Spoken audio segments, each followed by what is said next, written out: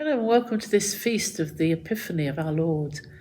If you look at the crib and you see the birth of Jesus, he's always surrounded by the shepherds, his mother and St. Joseph, and every character, even the angels probably, but every character in this scene is welcoming Jesus the Messiah, the Jewish Messiah. And today, that is a day for the Gentiles to welcome the people, to welcome Jesus into their world.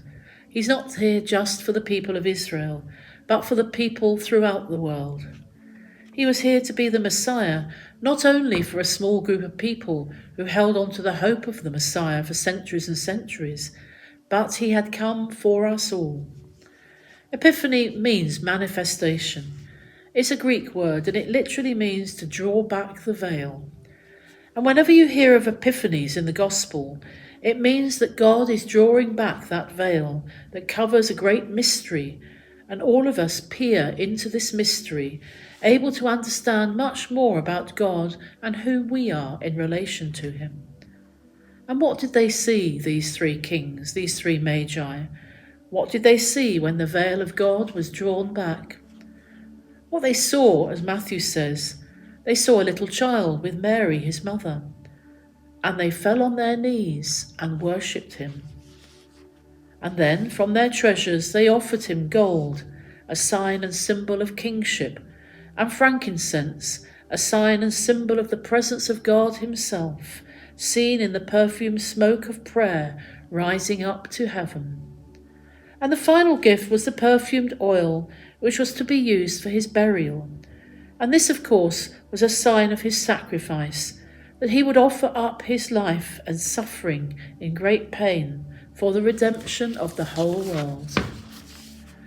We are a pilgrim church. We are going after what we have been called to follow, a star, and our star is the faith that we have been given in baptism.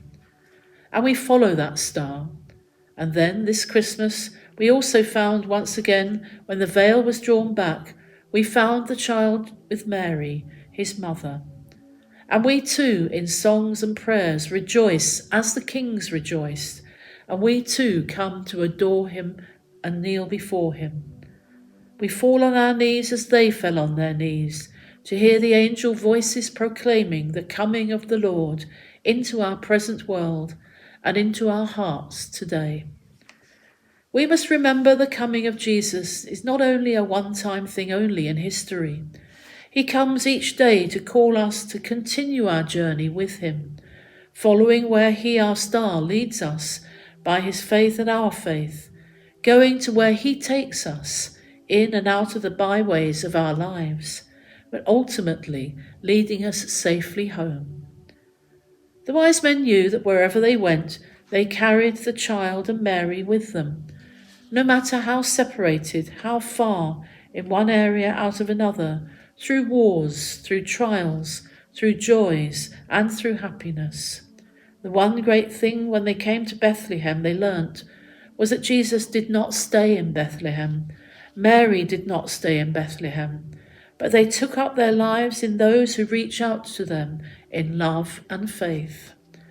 And so, when we come each year to see the crib scene, we are reassured that we too, for the rest of our lives, for better or worse, for richer or poorer, and death will not part us from this fact that through life, we too, like Mary, carry Jesus with us, and that the two are not separated.